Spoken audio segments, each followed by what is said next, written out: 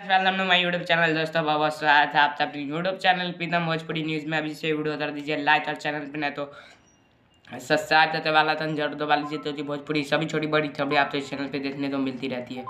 तो मेरा गला थोड़ा ख़राब है, लेकिन वीडियो आपके लिए लगातार आ रही है, इसी बात पर वीडियो ठोक दीजिए लाइक।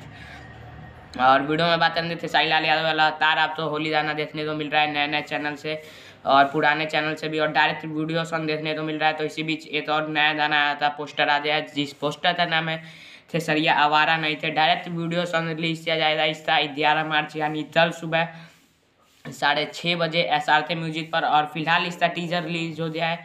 टीजर काफ़ी कमाल का है, तो आप लोग कमेंट में बताइएगा अगर आपने टीजर देख लिया हो कि कैसा लगा। परमिला घोष खेसारी लाल यादव के साथ टीजर में नजर आएंगी वीडियो में।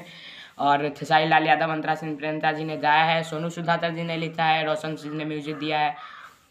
और काफ़ी कमाल का कॉमेडी भरा होली सॉन्ग होने वाला है। फुल वीडियो कल सुबह 6:30 बजे SRK म्यूजिक पर। आप लोग तैयार रहे। जय हिंद, जय